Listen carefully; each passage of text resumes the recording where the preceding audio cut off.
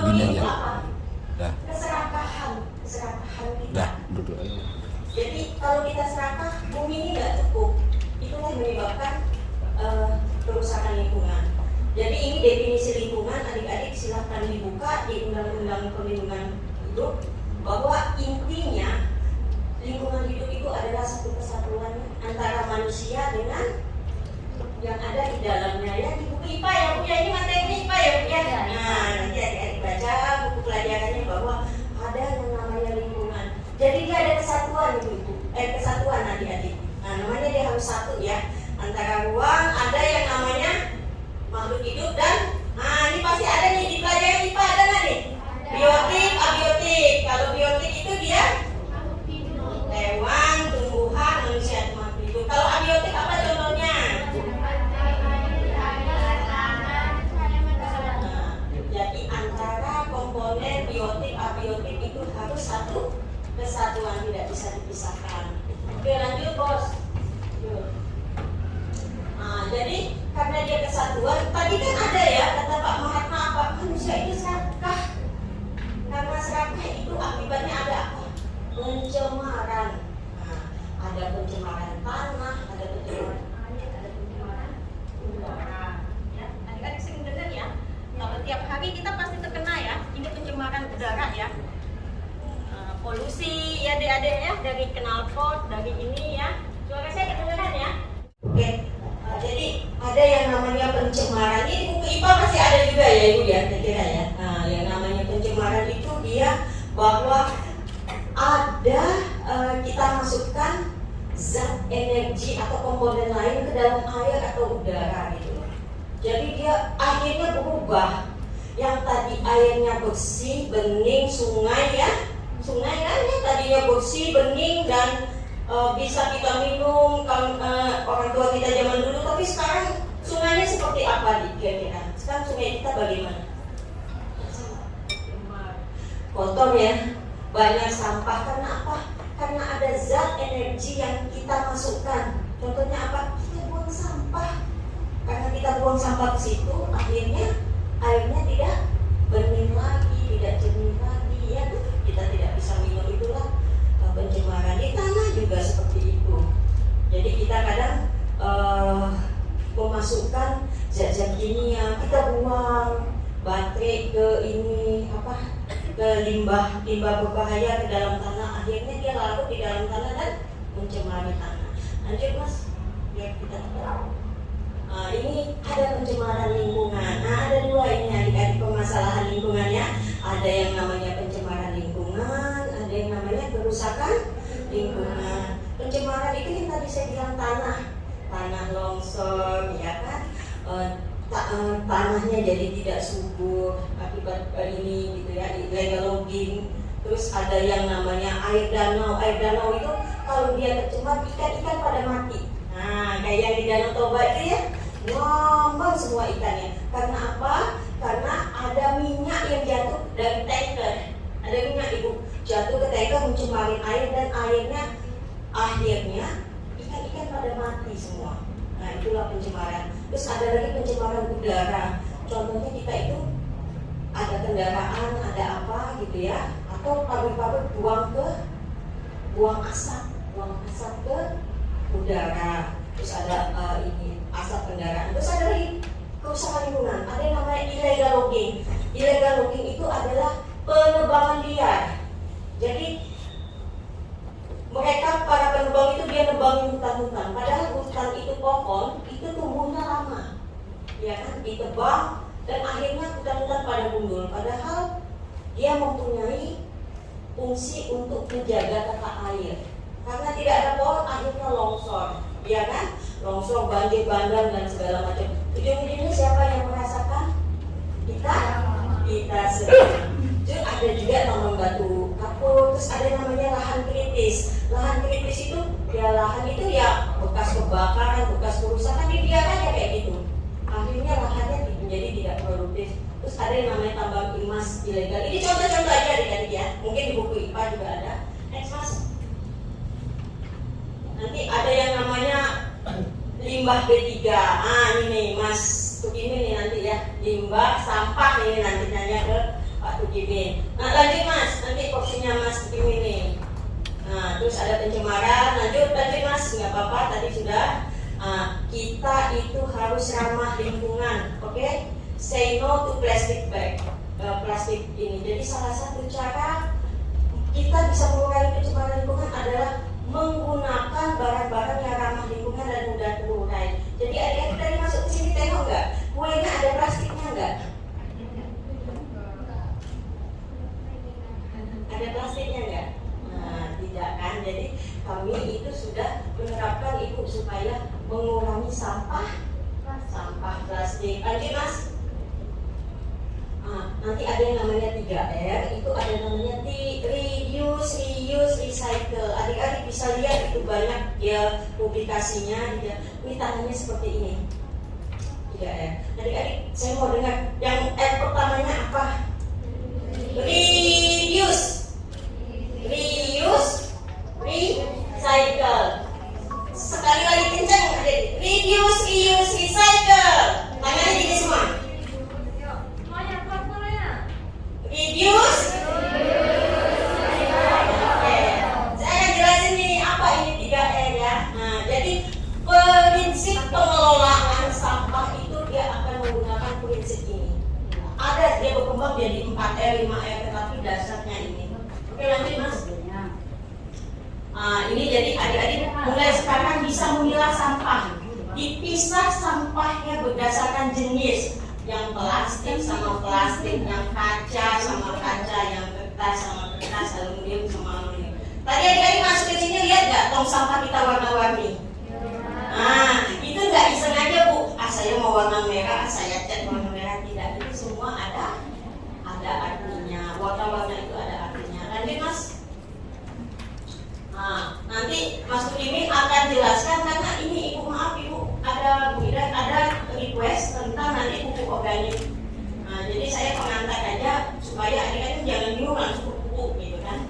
Jadi ini ada yang namanya sampah itu ada dua, ada sampah organik dan sampah non-organik. Kalau sampah organik itu yang nanti akan dijelaskan oleh Pak Kukimin bagaimana mengolahnya, ya kan?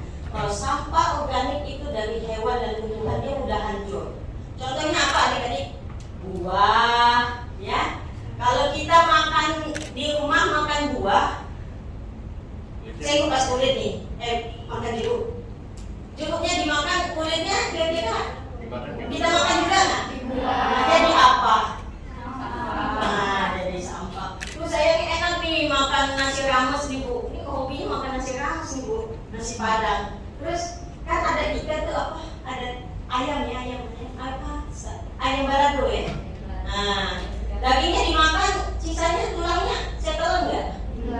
Jadi apa adik-adik? Sampah. Itulah namanya sampah organik. Jadi tiap kita tidak terkecuali manusia di dunia ini pasti nyampah. Berdasarkan riset itu satu orang itu menghasilkan 0,7 kilogram per hari. Jadi adik ini nggak sadar nih ya 0,7 kilogram sehari. Dua udah 1,4 kilo, ada 3 ada 2 kilo. Makanya satu kota itu bisa tontonan sekali sampah. Belum lagi, itu baru ngomongin sampah organik ya. Ada lagi sampah anorganik. Sampah organik itu dia tidak mudah hancur. Makan taruh nih adik-adik, kopi nggak ngemil-ngemil? Kopi kan? Ada saset-saset ya. Kalau cikinya dimakan, sampahnya sasetnya dimakan juga nggak? Jadi apa? Itu sampah apa? Anorganik. Terus saya makan Indomie nih, terus ada botol saus ya. Sausnya habis, botolnya jadi sampah nggak? Sampah apa? Jadi adik-adik sudah paham ya, sudah bisa membedakan antara mana sampah organik, mana sampah anorganik. Tetapi kita sebagai individu tiap hari memproduksi dua sampah ini, ya. Pakai sampo, pakai bedak, pakai apa semua pasti kita hasilkan. Oke, lanjut Mas. Mengapa kita harus memilah sampah? Itu ada tujuannya dong. Kenapa nih saya nih repot amat sampah organik sama anorganik saya pisah-pisah? Repot kan? Kalau bahasa anak sekarang rempong kali ya. Rempong amat bisa-misahin gitu kan.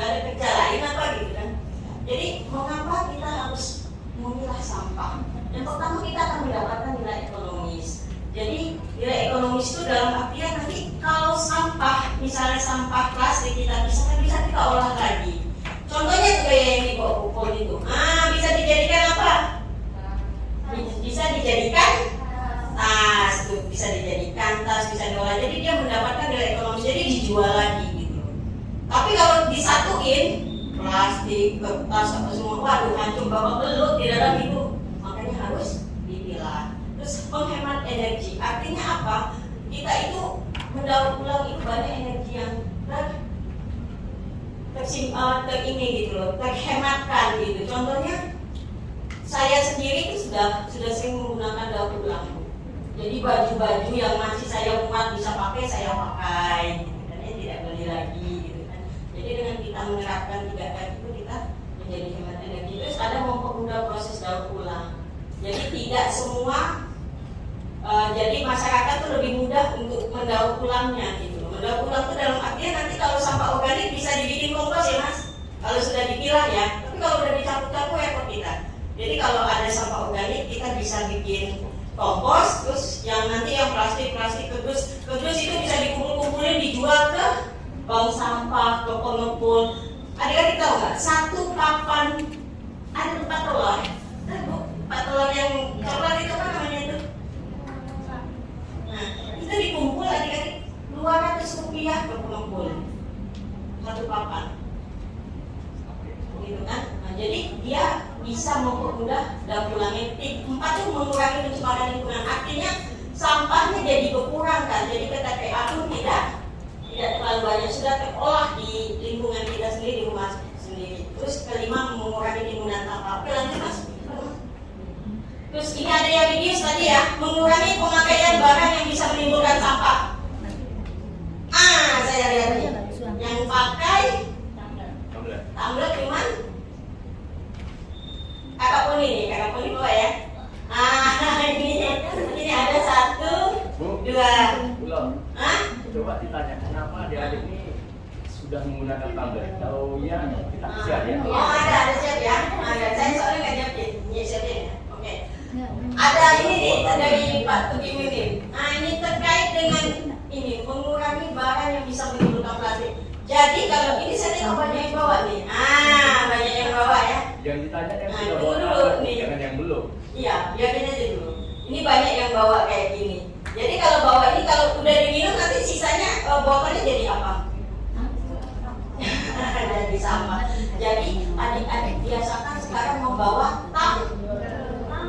Jadi kalau membawa tumbler itu tidak akan jadi sampah. Kita cuci lagi. Ini yang membawa tumblernya ada berapa orang nih Mas Min? Yang mana yang mau ditanya? Yang bawa tumbler. Coba aku minta Mas Min yang tunjuk. Coba Mas Min ini ada pertanyaan bagi yang membawa tumbler, katanya ada Bawa hadiah. tumbler. Ada hadiah. Pertanyaannya sederhana, kenapa membawa tumbler dari sekarang? Iya. Yang membawa tumbler, kenapa membawa tumbler? Ada hadiah berapa orang Mas Min? 1 aja. Oh 1. Hadiahnya 1 dulu. tiket liburan. Ya. Ini yang masuk ini yang di depan ya. Oke. Kenapa membawa tumbler? Biar mengurangi. Iya. Tidak mengurangi sampah. Kencang. Halo. Biar mengurangi sampah. Gimana Pak Dewan Juri? Mas Anang gimana Mas Anang? Yang lain ada jawaban? Ada jawaban yang lebih penggigit. Yang menggigit kali ya. Selain mengurangi sampah, bagi yang membawa tumbler ini ada yang membawa tumbler. Ini tumblernya besar nih. Berapa liter ini? Membawa tumbler. Kenapa selain mengurangi sampah, kenapa ini? Tidak terlalu banyak sampah. Iya, ada juga. Sama tuh. Ada lagi jawaban yang lebih ini? Yang sebelah Mas sebelah Kak Poni nih, besar ininya. Berapa liter ada? Belum. Ada pakai jam-jam lagi. Belum. Yang sudah jawab di sana hadiahnya coklat dulu kan? Mas Tukimin dong sampaikan. Ini hadiahnya dari Mas Tukimin. 2 ya. Pertanyaan. Ambil Pak. Belum. Ini. Ini jawaban yang besar suaranya. Yang tadi. Iya.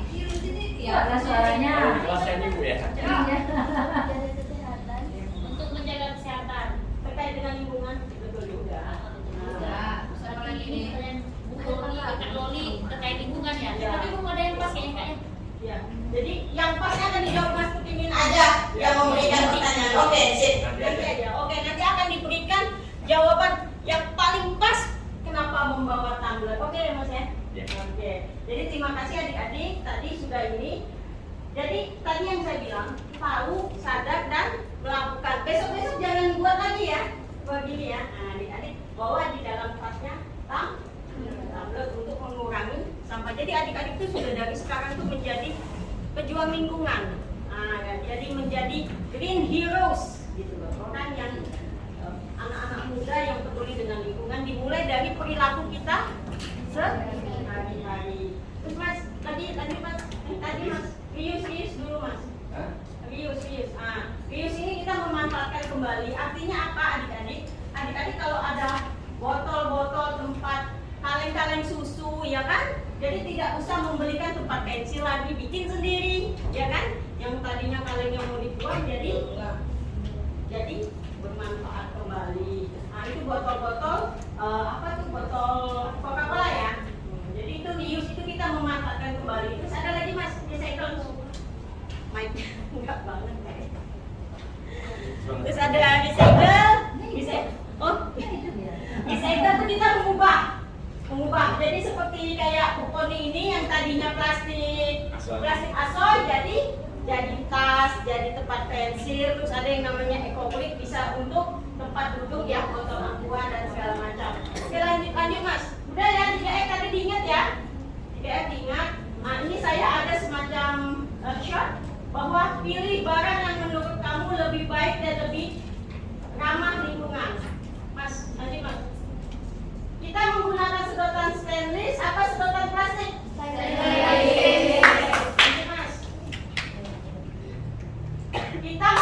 Sebaiknya kita tidak menggunakan lagi sedotan plastik. Terus kita menggunakan tas belanjaan. Adik-adik sekarang di belanja bawa tas sendiri nggak mamanya? Dikasih tahu nggak? Iya. Nah, kita jangan menggunakan lagi kantong plastik. Lanjut Mas. Terus ada tas belanjaan tadi. Lanjut Mas. Lagi Mas. Jangan menggunakan kantong plastik. Membawa tas belanjaan sendiri. Terus lanjut Mas. Terus ada yang ini tadi ya. Kita bukan diniatkan, dilakukan bahwa kita tidak menggunakan botol lagi, tetapi membawa botol tumbler. Lanjut Mas. Terus ini botol tumbler oke. Terus yang tidak oke itu adalah botol plastik. Nah, contohnya ini ya. Nah, terus lanjut Mas. Bahwa katanya dunia itu menghasilkan 300 juta ton sampah plastik setiap tahun. Oke, lanjut Mas. Nah, ini lanjut Mas. Sorry. Ini ada gaya hidup minim sampah, bahwa yang pertama adik-adik itu mencegah sampah. Contohnya seperti yang tadi, terus mulai belanja tanpa kemasan, pilah sampah dari rumah. Yang keempat, habiskan makanan. Yang kelima ini ada komposkan sisa makanan. Tadi kan ada sampah organik ya. Yang nomor 5 ini yang akan disampaikan oleh Mas Tukimin. Lanjut Mas. Ini bahwa dulu kita pakai sampah plastik, sekarang kita belanjaan. Dulu kita pakai botol itu, kita sekarang tidak pakai lagi. Oke, lanjut Mas.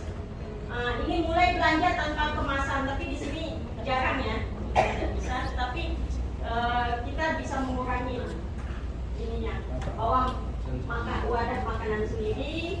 Contohnya kalau di ini kita belanja, kita bawa tempatnya. Jadi tidak pakai wadah lagi. Lanjut Mas. Pilah sampah dari rumah. Terus lanjut Mas. Tadi sudah habiskan makanannya adik-adik ya.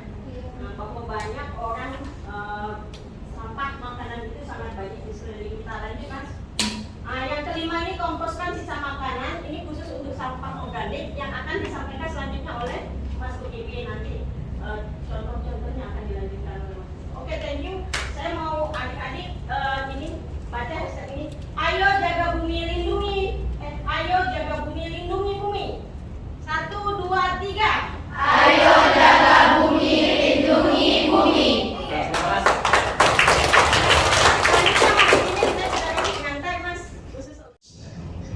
Assalamualaikum warahmatullahi wabarakatuh. Waalaikumsalam warahmatullahi wabarakatuh. Yang kami hormati Bapak Ibu Guru dari MTS Al-Mutakun ya. Yang kami sayangi anak-anak kami, mohon maaf Ibu, kami memanggilnya anak-anak kami ya, biar lebih akrab ya, karena anak saya juga masih SMP. Kelas sekarang anak-anak semua 8, nah sama berarti. Nah, Terima kasih pagi ini kami mendapatkan kesempatan untuk berbagi pengalaman atau berbagi informasi dengan anak-anak semua. Sebelum Pakai yang kuning.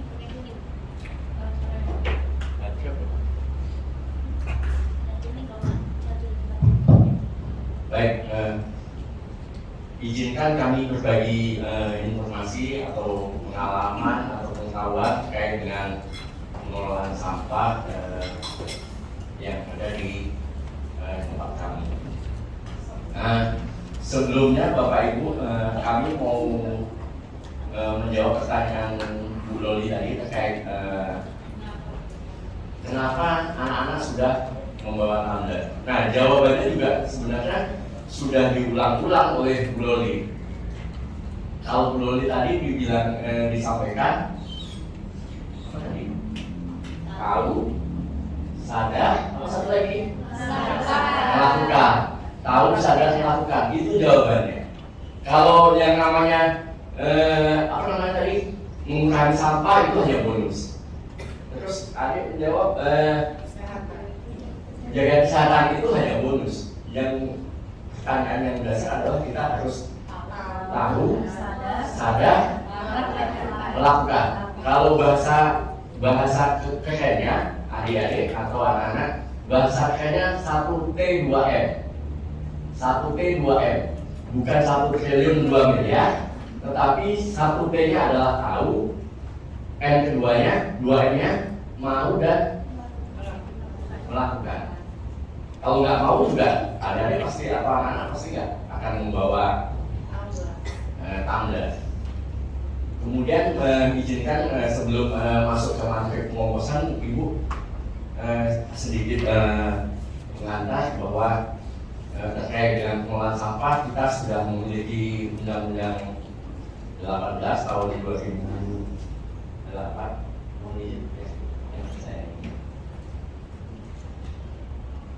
Jadi terkait dengan pengelolaan sampah kita memiliki Undang-Undang 18 2008. Kita tahu sudah satu dasawarsa undang-undang ini, tetapi pengelolaan sampah di tempat kita juga masih memprihatinkan. Kemudian ada pengelolaan sampah rumah tangga dan sampah sejenis rumah tangga. Yang kedua ada PP 27 tahun 2020 tentang sampah spesifik. Nah, yang dimaksud sampah spesifik di sini ada 4 Bapak Ibu. Sampah yang mengandung limbah B3, sampah akibat bencana, sampah puing bangunan. Kalau mau dicatat silahkan. Kalau saya terlalu cepat, tolong disampaikan. Jadi saya ulangi, sampah spesifik itu ada 4. Yang pertama sampah yang mengandung limbah B3. Kemudian yang kedua sampah yang diakibatkan bencana. Yang ketiga sampah puing bangunan. Dan yang keempat adalah sampah yang timbulannya secara berkala atau tidak teratur. Misalnya Bapak Ibu ada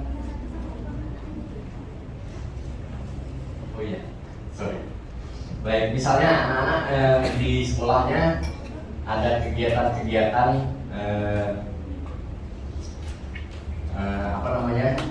kegiatan-kegiatan bulanan atau tahunan yang tidak rutin dilakukan, misalnya setahun hanya sekali. Nah, itu akan masuk ke dalam sampah yang timbulannya tidak rutin. Kemudian di dalam Undang-Undang 18 Bapak Ibu ada tugas pemerintah daerah dan ada kewajiban masyarakat, termasuk kita masyarakat, bahwa kewajiban masyarakat salah satunya adalah setiap orang dalam pengelolaan sampah rumah tangga dan sampah sejenis sampah rumah tangga wajib mengurangi dan menangani sampah dengan cara berwawasan lingkungan. Nah, tadi seperti apa caranya sudah disampaikan oleh Bu Loli. 3F bahasanya, reduce, recycle. Ini saya agak cepat saja. Kenapa kita harus melakukan penanganan sampah? Karena bumi kita sedang tidak baik-baik saja. Bumi kita tidak sedang baik-baik saja. Ada 10 masalah besar lingkungan yang ada di Indonesia, dan yang paling besar itu adalah permasalahan sampah. 40% permasalahan di bumi itu diakibatkan atau ditimbulkan akibat sampah. Nah, mungkin anak-anak kami sudah sering melihat seperti ini, apalagi 2-3 tahun atau 5 tahun ke belakang. Di Pekanbaru saja sudah banyak temukan sampah di mana-mana ya.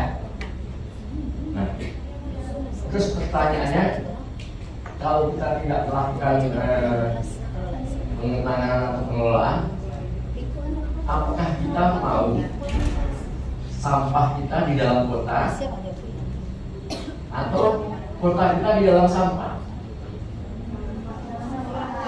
Ya? Sampah dalam kota. Kenapa sampah dalam kota?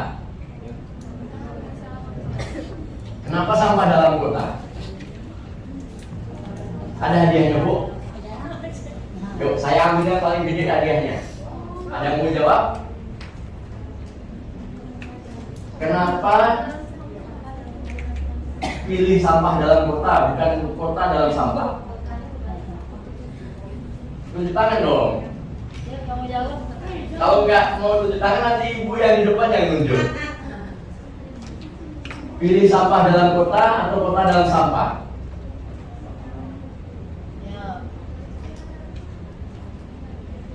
Gak ada yang mau jawab? Ah, boleh. Ada trik lagi, Bu?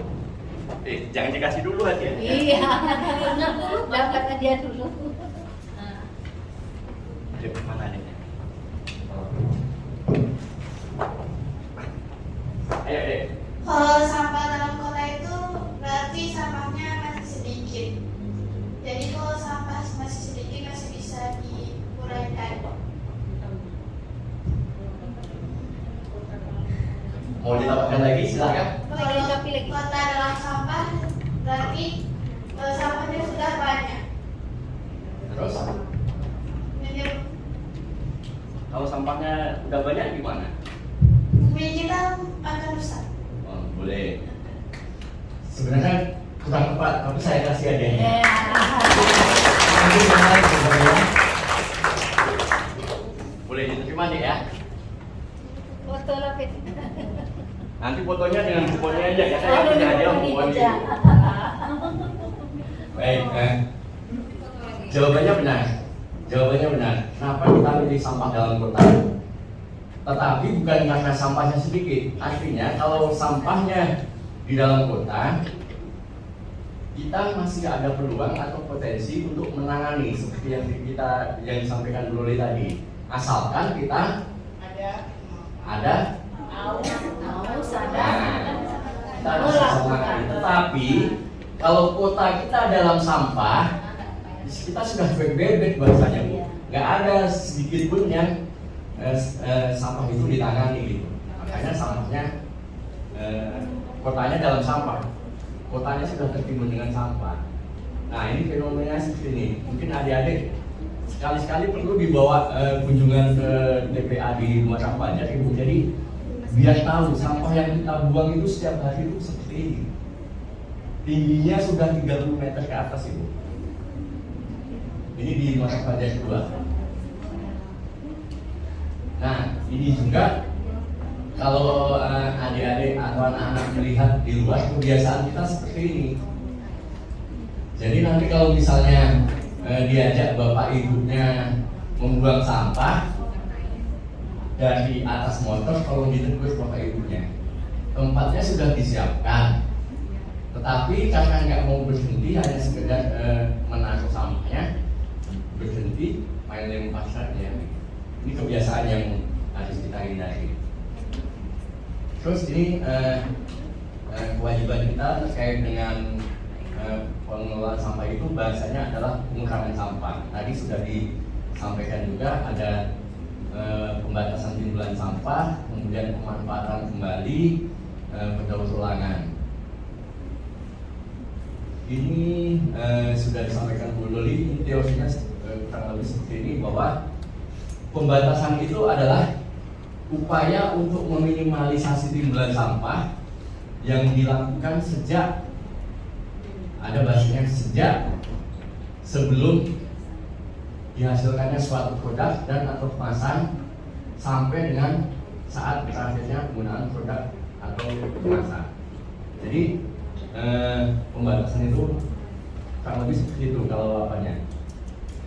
Contoh sederhananya itu tadi, anak-anak sudah membawa botol minum atau tumbler. Kemudian kalau di sekolahnya sampai jam berapa Bu? Ya sampai sore bukan? Sampai sore. Nah kalau sekolahnya sampai sore, membawa bekal dari rumah, Ya. bahasanya bontot kan. Jangan belanja di apa, di warung lagi kalau bisa. Karena apalagi kalau di warung itu yang dibeli ciki-ciki, apa ciki ya bahasanya, taruh snack yang berbungkus plastik. Nah mungkin juga masukkan ke pihak sekolah Bu, untuk mengelola kantin, kalau ada kantin jangan diperbolehkan untuk menjual ember catnya masih ada tutupnya. Barang yang lebih berguna setelah melalui proses, kata kuncinya setelah melalui proses, artinya ada proses di sini. Kalau pemanfaatan tadi tidak merubah bentuk, kalau ini untuk pendaur ulangan itu kita melakukan pengolahan. Kegiatan pendaur ulangan diawali dengan pemilahan sampah. Tadi juga sudah disampaikan oleh Bu Loli. Pertanyaannya lagi, kenapa kita harus melakukan pemilahan? Ayo, anak-anak ada yang mau jawab? Kenapa kita harus melakukan pemilahan sampah? Tadi juga sudah disampaikan Bu Loli. Bapak hanya mengulang saja. Ada yang mau jawab? Kenapa kita harus melakukan? Coba. Kita kasih nggak suaranya? Atau kita kasih? Boleh. Kenapa kita harus melakukan Pemilahan. pemilahan sampah? Ah. Kita tidak tercemar, tapi kita harus yang tadi diberi Bu Loli, yaitu tahu, harus dan melakukan, tahu, sadar dan harus lakukan. Nah, kita harus memilah sampah supaya sampah yang masih bisa dipakai bisa didaur ulang, kita daur ulang, dan yang tidak bisa kita pakai dan seperti sampah organik yang susah makan itu kita jadiin kompos, anorganik yang kita jadiin kayak misalkan seperti bahan yang bisa dibentuk membuat tanaman, kayak cat untuk juga, terus tempat ini namanya botol plastik atau karet untuk tempat pensil. Dikasih Bu hadiahnya. Saya tanya Bu Poni dulu, katanya yang punya hadiah Bu Poni. Dikasih Bu. Ada tadi kata kuncinya supaya bisa digunakan kembali. Oke. Nanti hadiahnya diambil dengan Bu Poni setelah apa dia ya? Kasih aja Pak Nim. Hah? Dikasih aja. Boleh, saya disuruhnya jalan-jalan sama Bu Poni ini. Yuk kasih tepuk tangan dong. Baik, jadi sebenarnya Bapak Ibu, kenapa kita harus melakukan pemilahan sampah anak-anak? Karena bahasanya sederhana.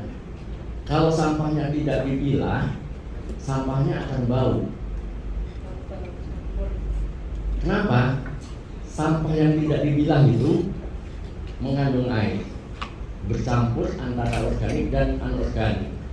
Kena sirkulasi udara. Nah, di situ tempat tumbuh mikroba. Nah, itu yang menyebabkan bau. Kalau sampahnya sudah bau, pasti kita tidak akan melakukan pengolahan ya, karena udah nggak nyaman tadi, udah bau. Udah bau kok ngapain? Tetapi kalau dilakukan pemilahan dari awal, kalau sampahnya dilakukan pemilahan dari awal, dia tidak akan bau sampah. Coba saya tanya, anak-anak suka makan ciki-ciki tadi kan, atau taruh kan? Itu begitu kita makan kan nggak bau kan? Enak makannya kan? Plastiknya juga nggak bau kan? Nah, iya kan Bu?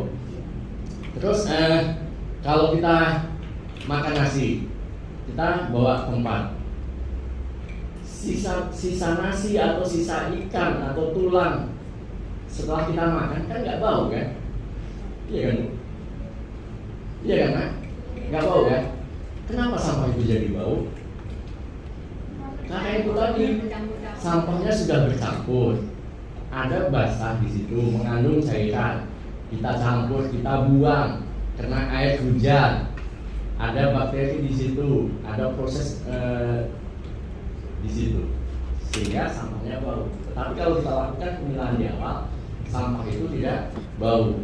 Dan kalau kita sudah melakukan pemilahan di awal, itu adalah kunci untuk melakukan yang 2F di belakang, reduce dan recycle, karena kita sudah melakukan pemilahan terlebih dahulu.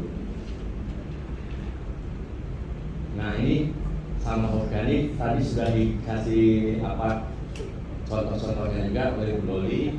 Nanti bahannya boleh saya bagi aja untuk anak-anak ya. Kemudian, ini ada beberapa pengolahan sampah organik yang bisa dilakukan di lingkungan rumah kita atau di lingkungan sekolah. Yang pertama, yang paling sederhana itu adalah pembuatan lubang biopori, kemudian tadi disampaikan boleh ada pembuatan ekoenzim, ada pembuatan kompos, dan kemudian ada pembuatan biodigester. Tetapi untuk anak-anak di sekolah, kami akan sampaikan fokus ke 3 yang di atas, biopori, ekoenzim, dan kompos. Karena ini prosesnya yang cukup mudah dan semua bisa melakukan asalkan mau. Kalau biodigester itu kita sudah perlu modal, itu nanti di pengelolaan lanjutan saja.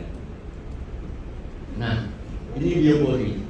Biopori itu juga biasa disebut lubang resapan atau sumur resapan. Nah,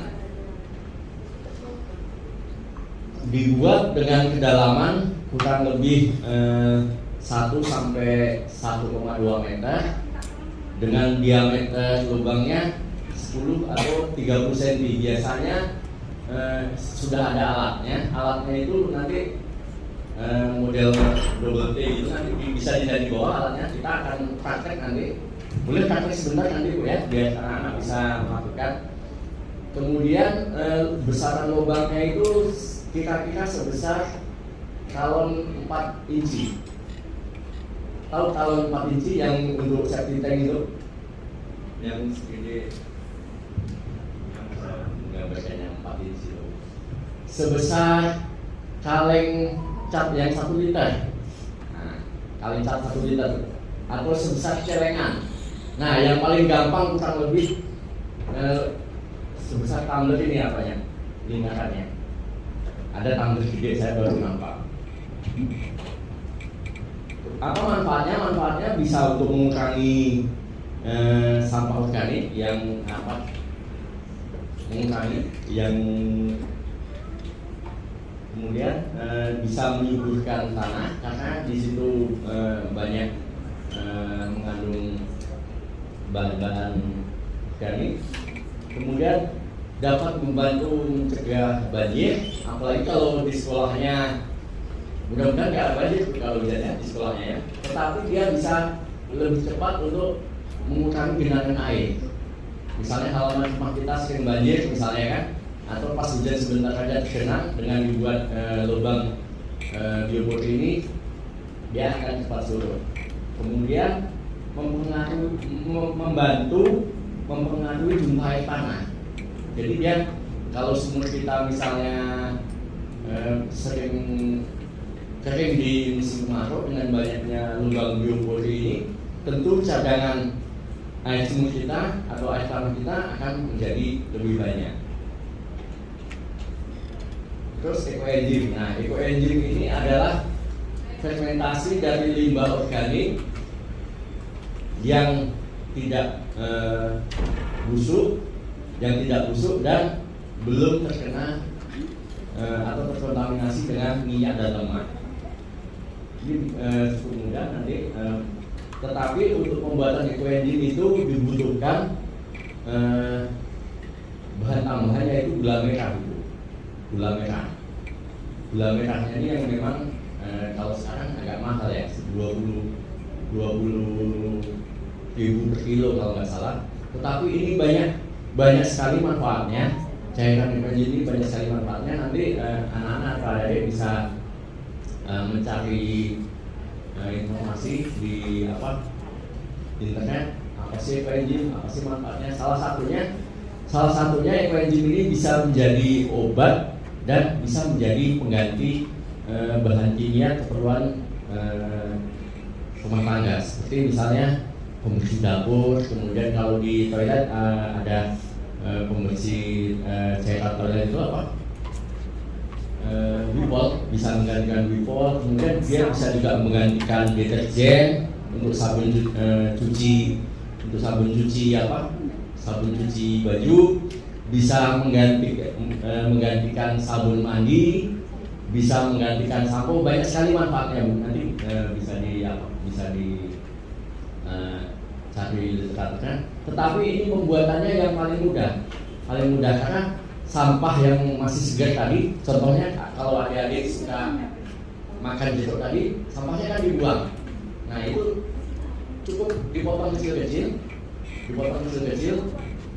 dimasukkan ke dalam wadah dengan perbandingan 1 3 10. Misalnya 1 kilo gula merah, sampahnya 3 kilo, airnya 10 liter, ditutup rapat, dibiarkan selama 3 bulan. Jadi nggak ada proses yang lain. Jadi prosesnya cuma di awal aja.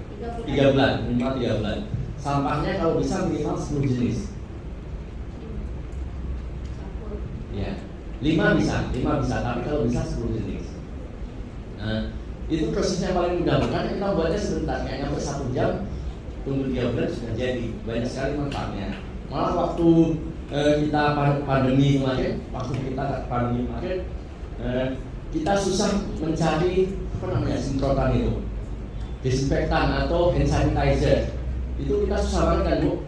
Itu kita cukup ambil 1 mili ecoenzim dicampur dengan 1 liter air, itu sudah jadi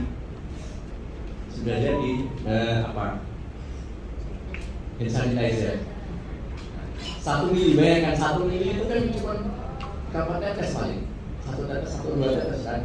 Kalau 10 liter itu setahun mungkin kalau kita pakai sendiri nggak bisa habis. Harus ditutup. Ya, itu rapat di proses pembuatannya, Bu. Dan kalau sudah jadi nggak ada expirednya, asal ditutup rapat tidak udara. Harus sedap udara. Jadi kalau nanti sudah jadi 3 bulan sudah jadi panen, bisa kita masukkan ke dalam botol-botol plastik seperti ini yang nggak dipakai, daripada jadi sampah kan kita manfaatkan untuk tempat itu misalnya. Nah ini kompos, kita masuk ke pengomposan. Sebelum masuk ke pengomposan, ada yang sudah membuat kompos di rumah? Ayo anak-anak, sudah ada yang membuat kompos di rumah? Tunjuk tangan? Belum. Mudah-mudahan setelah dapat materi ini nanti buat kompos di rumahnya, Bu, ya. Minimal di sekolah.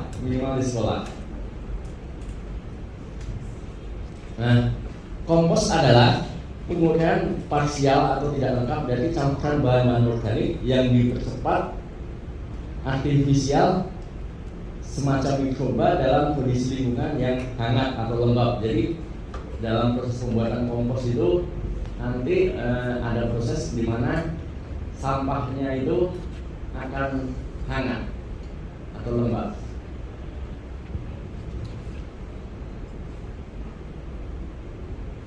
Nah, langkah-langkahnya kurang lebih seperti ini.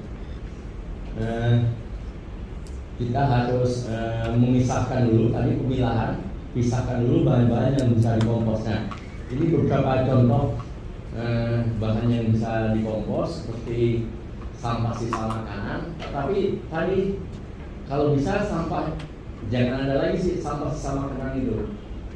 Kalau kita makan kita habiskan makannya, kecuali tidak bisa dimakan lagi seperti kulit misalnya kan.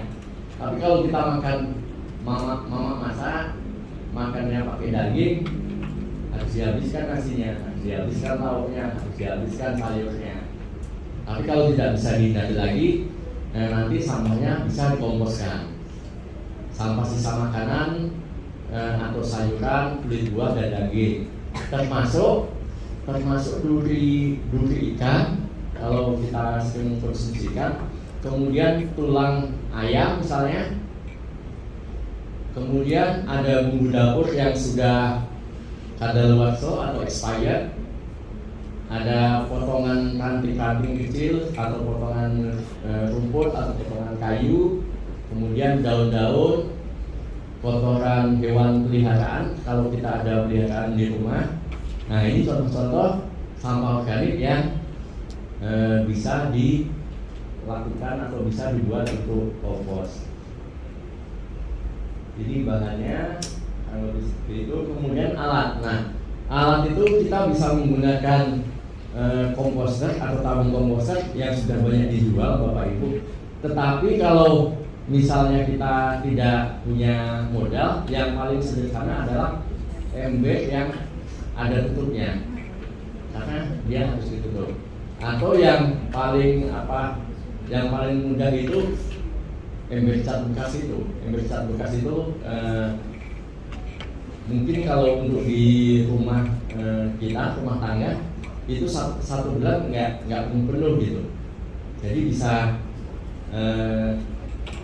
satu bulan itu bisa cukup satu bulan itu kita bisa satu ember itu bisa 2 bulan baru penuh kompos karena sampah organiknya sedikit. Jadi bisa ganti-gantian, minimal ada 2 ember di rumah atau di sekolah yang bisa dilakukan pengomposan. Atau kalau dalam skala besar kita menggunakan bak pengomposan. Nanti anak-anak bisa melihat bak pengomposan kita yang ada di belakang. Ini cara pembuatannya. Jadi cara pembuatannya ada yang sederhana, ada yang agak rumit, ada yang membutuhkan aktivator, ada yang tidak menggunakan aktivator. Karena kalau kita menggunakan aktivator itu ada namanya bahannya EM4, efektif mikroorganisme 4. Sudah pernah dengar? Itu dijualnya di toko pertanian. 1 liternya itu seingat saya dulu 20 sampai 25 ribu. Sekarang nggak tahu harganya berapa. Pak Jasi tahu berapa harga EM4? Nah, sekarang sekitar 50-an kata Bu Dena. Tetapi jangan kecil hati. Kalaupun kita tidak bisa membeli EM4, kita juga masih bisa membuat kompos. Nah, untuk membuat kompos tanpa aktivator atau tanpa EM4, kita cukup menggunakan wadah, apakah itu ember atau tong. Kita masukkan tanah biasa, kita masukkan tanah sepertiga bagian,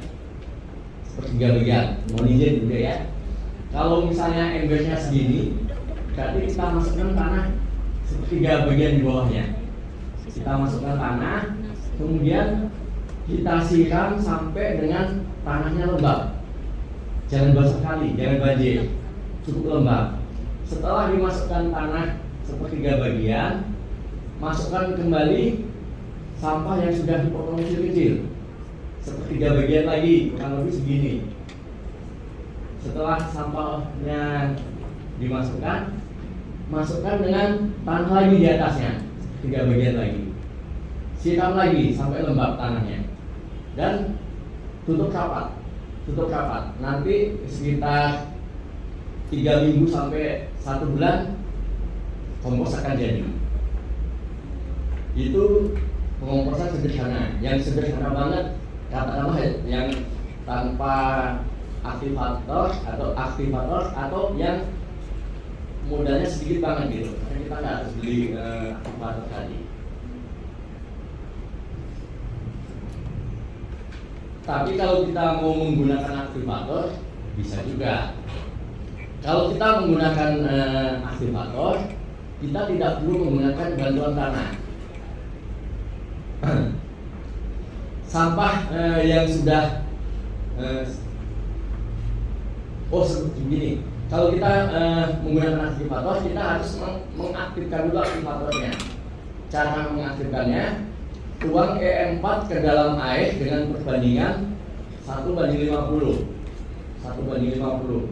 Kalau E4-nya 5 mili, berarti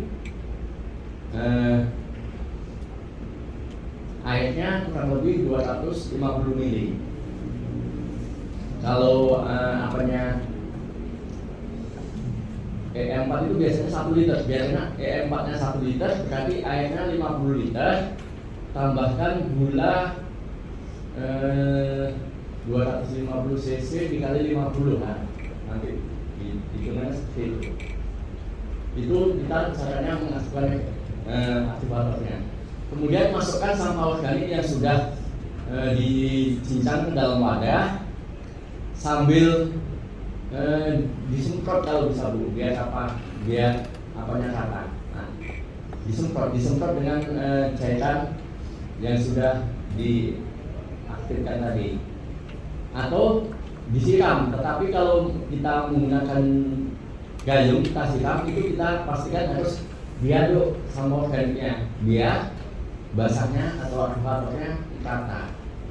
Kemudian tutup wadah rapat dan biarkan selama 2-3 minggu. Biasanya 3 minggu udah jadi kalau pakai aktivator ini. Dia lebih cepat karena dibantu dengan mikroba yang ada di aktivator.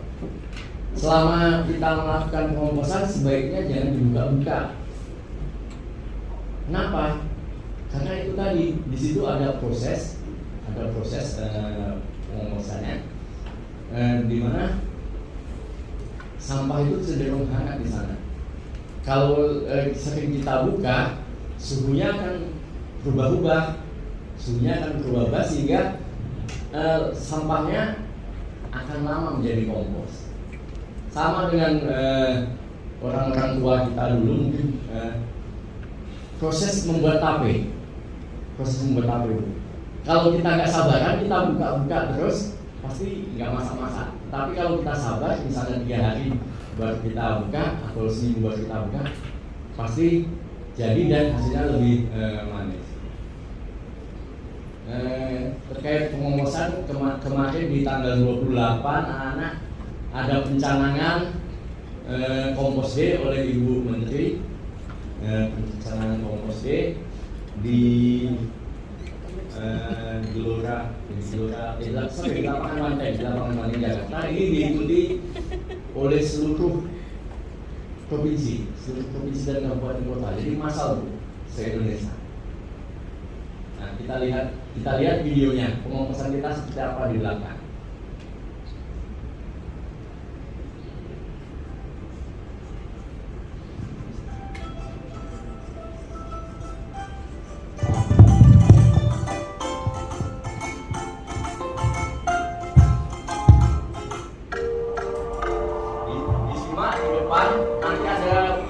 Sudah cukup lama kita bertepatan, sembahkan terurai menumpuk di TPA. Apa yang mudah kita buang, begitu sulit tidak pulang. Saat itu berpisah. Kondisinya sama di sekolah ya. Kalau pas lagi sebenarnya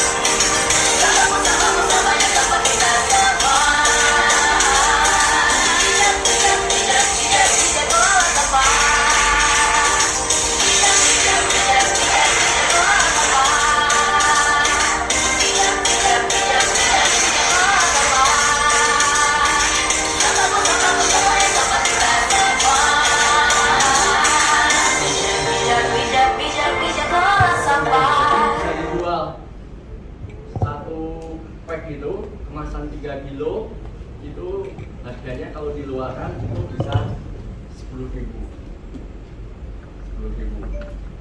Karena kualitas komposnya lebih bagus. Anak-anak ada pertanyaan? Ada pertanyaan sebelum dikasih pertanyaan? Ayo, saya maunya ada yang tanya.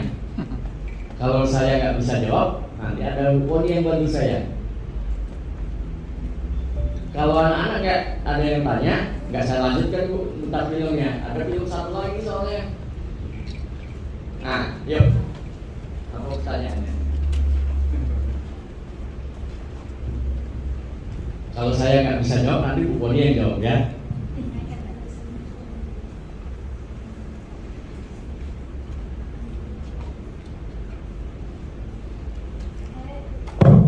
Saya ingin bertanya, apa itu mikroba?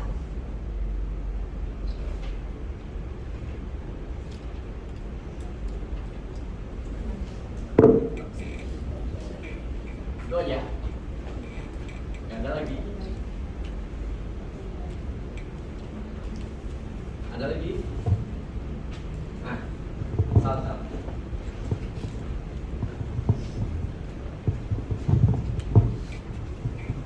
Saya ingin bertanya, kalau bikin kompos dari kotoran hewan itu gimana ya? Ada lagi? Ah, banyak Bu, sekali dipancing Bu. Ayo, lanjut aja deh. Buatkan aja saya. Dibuatkan aja suaranya ya. Bapaknya capek jalan-jalan. Yang di depan Saya dulu. ingin bertanya, berapa lama waktu yang diperlukan untuk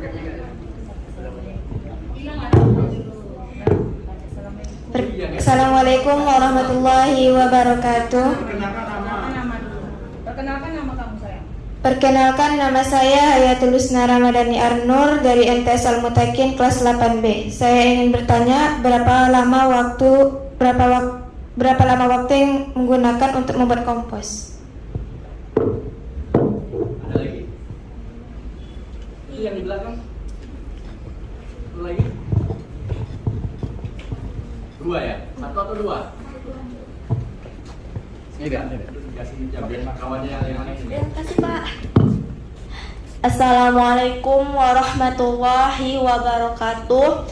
Nama saya Putri Despiati. Saya ingin bertanya, kompos itu kan artinya hasil penguraian parsial yang tidak lengkap dari bahan-bahan organik yang dapat dipercepat secara artifisial. Maksud dari artifisial itu apa, Pak? Dah, itu aja. Ya. Biasanya nggak ada pertanyaan, saya lagi mikirkan jawaban ini, pusing ini saya nih.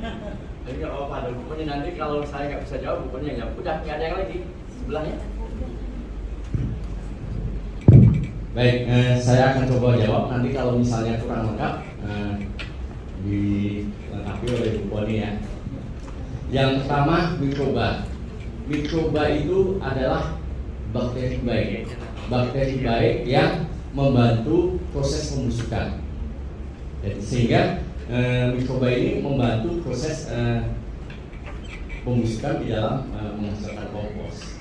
Karena kalau nggak dibantu mikroba, contoh daun aja, daun. Mungkin anak-anak sering lihat daun yang sudah tertutup dengan tanah itu kan berapa hari kemudian masih dalam bentuk daun saja kan. Cuma warnanya yang tadinya hijau jadi hitam atau kecoklatan. Nah, itu mikroba. Kemudian lanjut kotoran ternak. Nah, kotoran ternak itu hanya sebagai bahan pelengkap atau bahan pembantu. Yang bahan utamanya tetap sampah organik. Bahan kotoran ternak dia sebagai bahan pelengkap atau pembantu untuk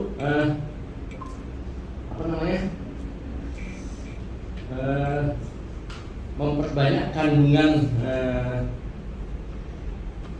nutrisi sehingga komposnya akan berkualitas menjadi lebih baik. Jadi pupuknya lebih subur jika dikasih campuran kotoran ternak daripada tidak dikasih sama sekali gitu. Jadi itu untuk apa? Untuk bahan pelengkap. kemudian berapa lama waktu yang diperlukan untuk membuat kompos atau menunggu komposnya sudah jadi. Nah, kalau berapa lama yang diperlukan waktu untuk membuat komposnya itu tergantung sampah yang ada di lingkungan kita. Kalau sampahnya banyak, tentu kita nyadarnya butuh waktu. Bisa sejam, bisa 2 jam, bisa 3 jam, atau bisa setengah hari, tergantung sampahnya. Kalau misalnya sampah di sekolah, ya kita umpamakan sampah di sekolah kita kumpul seminggu sekali baru kita mau lakukan pengomposan misalnya, itu bisa 4 jam sampai 6 jam untuk mencacahnya. Tetapi begitu sudah selesai dicacah, masuk bak, semprot, tutup rapat, kalau kita nunggu masaknya kurang lebih paling lama 3 sampai 1 bulan itu masak sampahnya. Kemudian yang terakhir tadi karena saya lupa, saya buka PPA dulu ya.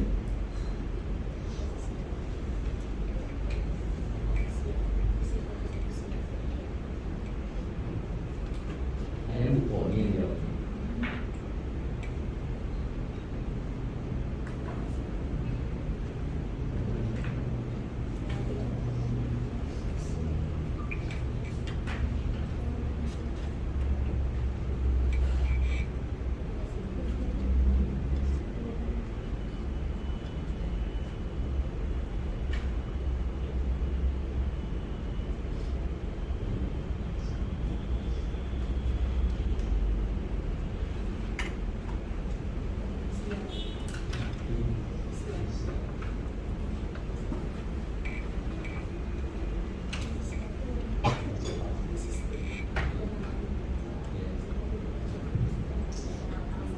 Tadi pertanyaannya artifisial ya?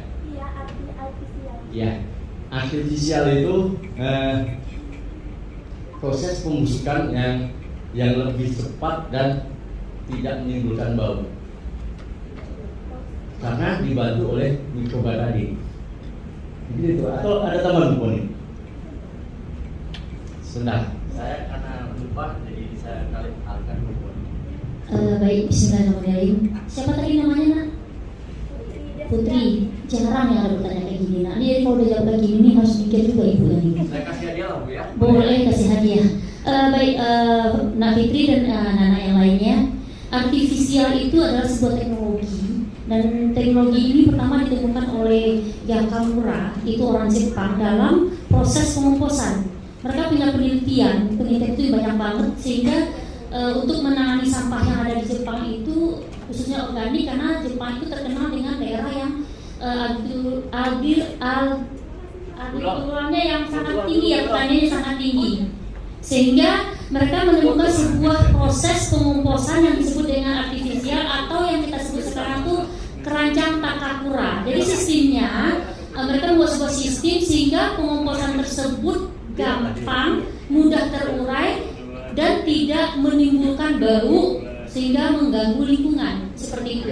Jadi artifisial itu adalah sebuah proses atau sebuah nama yang diberikan kepada sebuah proses pengomposan yang memakai sistem Takakura, yang memakai mikroba untuk pengurainya, sehingga dalam proses tersebut tidak menghasilkan bau dan proses pengomposan tersebut cepat dilakukan. Biasanya pengomposan 3 bulan ya yang normalnya, ini bisa dalam waktu 30 hari seperti itu. Itulah dimaksud dengan artifisial. Jadi sebuah sistem pengomposan yang cepat dan tidak menimbulkan bau dan tidak merusak lingkungan seperti itu. Dan ini ilmu ditemukan oleh seorang profesor yang kan berada di negara kita gitu. Seperti itu. Nah, mungkin cukup puas? Oke, cukup puas Pak Min? Kalau sudah puas kita lanjutkan video satu lagi. Oke.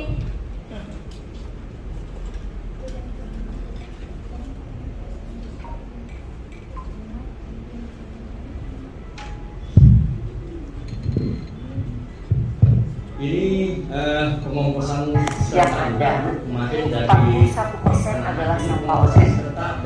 Artinya sampah makanan, sampah sayur dan sebagainya itu sangat banyak dan mendominasi.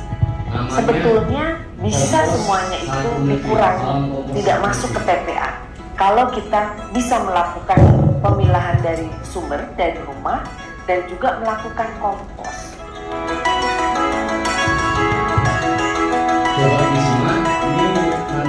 pertanyaan dari Bu Boni karena ada dia satu lagi ya.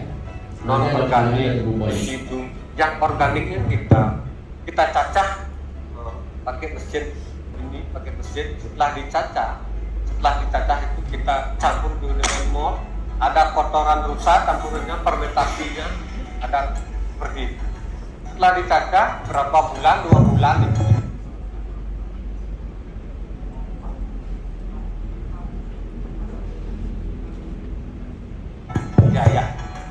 Setelah dia kita jual ke petani atau disubsidi oleh desa untuk petaninya, ada manfaatnya.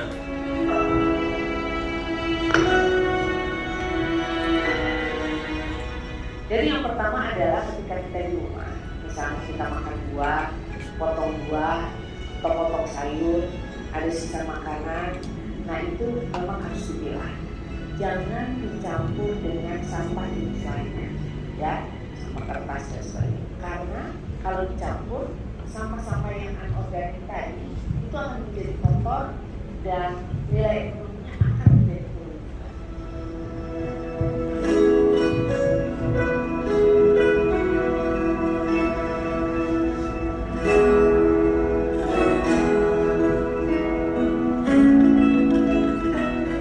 Ayo kita lakukan bersama-sama seluruh warga Indonesia dan juga terutama ibu-ibu, karena ibu-ibu biasanya di depan untuk rumah tangga. Kita pilah sampah dari rumah, kemudian sampah makanan, sampah sayur, sampah buah itu bisa kita sendirikan dan lalu kita kompos.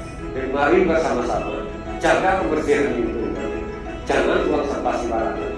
Jadikan sampah itu rupiah. Jadikan sampah itu bermanfaat bagi diri kita sendiri dan lingkungan. Menjaga lingkungan adalah menjaga diri kita sendiri.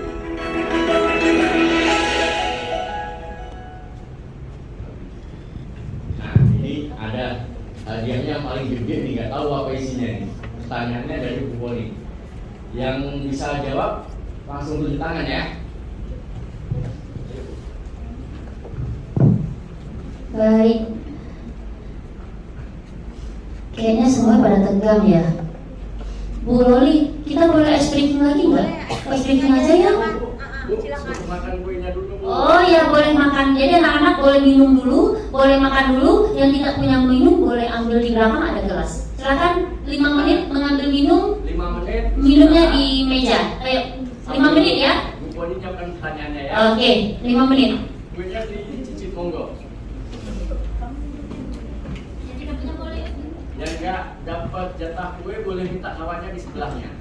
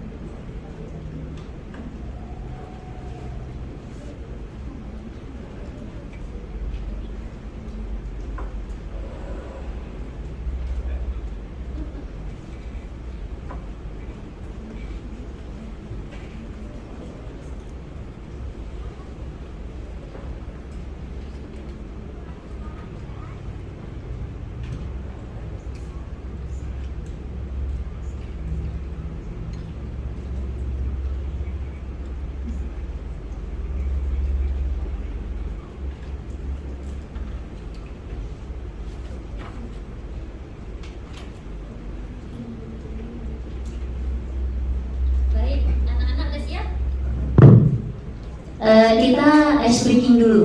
Kayaknya semua pada tegang. Habis ada pertanyaan dari ibu, kita ada ke lapangan.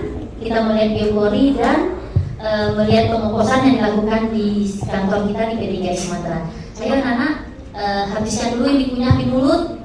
Setelah itu berdiri, kursinya ditaruh disorong ke depan meja, ke bawah meja.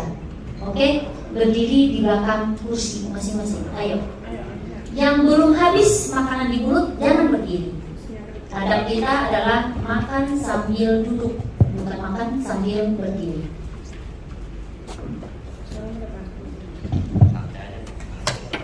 Jangan buru-buru, keselak nanti ke rumah sakit kita, nanti ibu-ibunya marah ya. Baik. Ini nanti kita ice breaking. Yang paling heboh nanti dapat hadiah dari Pak Jasri Tanjung, ya Pak? Siap Pak? Oke. Boleh kursi ini ditaruh ke depan, disorong, dicari posisi yang paling enak, paling bagus.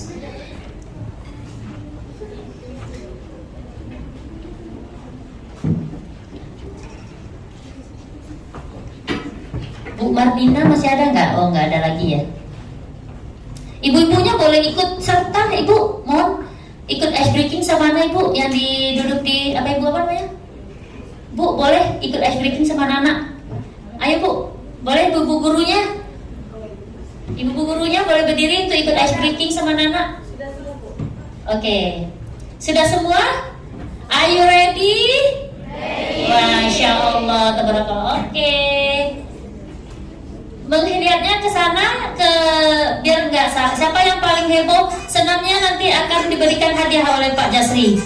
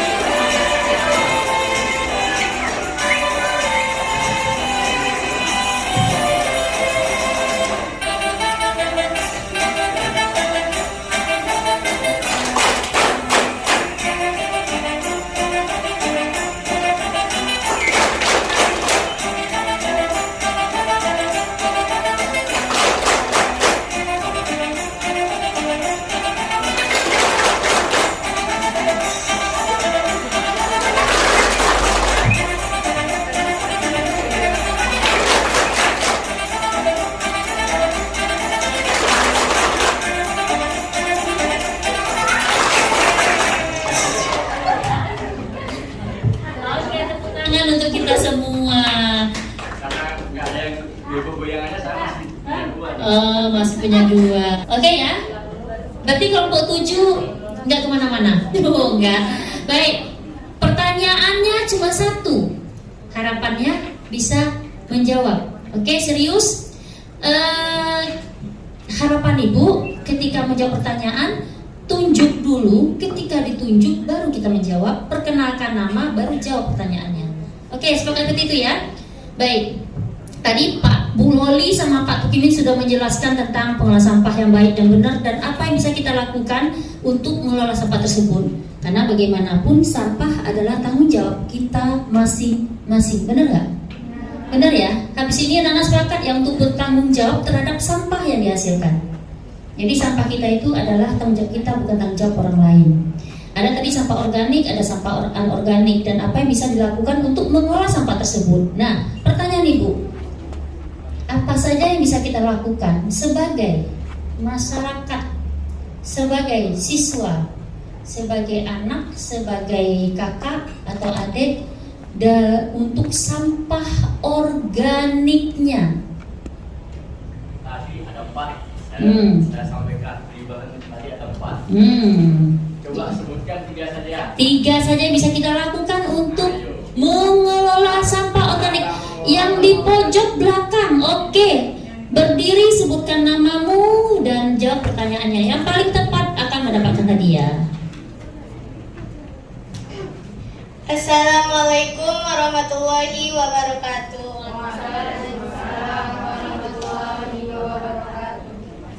Perkenalkan, nama saya Vila Dinda dari MTS Al-Mutakin kelas 8B. Saya akan menjawab pertanyaan dari Ibu. Sampah organik ada dari sisa. Sampah organik itu terdapat dari sisa makanan yang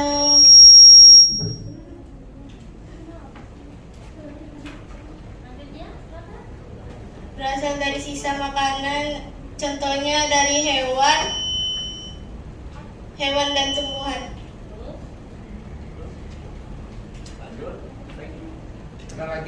Diapain sampahnya? Sampah organik itu bisa. Pertanyaan Ibu tadi, apa yang bisa kita lakukan untuk mengelola sampah organik? Cara mengelolanya diapain saja sampahnya? Kan ada 4 tadi. Bentar, tidak dekat dulu kawannya. Jangan dulu. Pas? Tenang, hadiahnya masih banyak. Nggak tahu atau ngalah dulu? Sampah organiknya itu mau diapain? Cara ngolahnya mau diapain? Tunggu. Bisa dibuat untuk kompos, Terus? ekoenzim, Terus? sama 1, 2. Oke. Alhamdulillah tepat. Jangan. Nanti masih ada kelapangan kita nanti. Yang besar dulu. Iya. Simpan dulu. Baik. Anak-anak, satu hal yang pengen Ibu sampaikan kepada anak-anak. Anak-anak jangan pernah takut untuk menjawab. Oke, jangan pernah takut untuk menjawab dan menyampaikan apa yang ada di pikiran kita. Ibu lihat anak-anak saya tadi kan jawabnya takut-takut, jangan. Karena ketika yang kita sampaikan walaupun itu tidak benar dan belum betul, ketika kita menyampaikan dengan sopan dan adab yang bagus, itu orang lain akan bisa menerima. Contoh nih kayak tadi anak ini nih, apalagi aku bertanya sampah organik bisa begini, ya nggak apa-apa, benar disampaikan sampah organik itu berasal dari sini benar. Tapi karena ketakutannya, jadinya kayak jadi kitanya jadi lama nunggu ya seperti itu. Jadi satu pesan Ibu, jangan pernah takut untuk menyampaikan apa yang ada di pikiran kalian. Sampaikan dengan adab dan sopan santun sehingga orang lain menerimanya walaupun itu tidak benar. Oke? Kasih hadiahnya dulu. Kasih hadiah nih. Siapa tadi? Vila, terima ya. Semoga barokah hadiahnya dan digunakan. Oke? Terima kasih sayang. Udah selesai. Oke, silakan. Baik, kita bagi kelompok 1, 2, 3. Di mana kelompoknya? 1, 2, 3. 1, 2, 3. Boleh berdiri? 1, 2, 3 Bu Loli, dengan Ibu nanti kita menuju ke tempat Bu Loli. ada briefing lagi sebelum ke bawah? Gimana, Atau kita Bu Loli? langsung ke bawah, Bu Loli? Langsung ya. Kelompok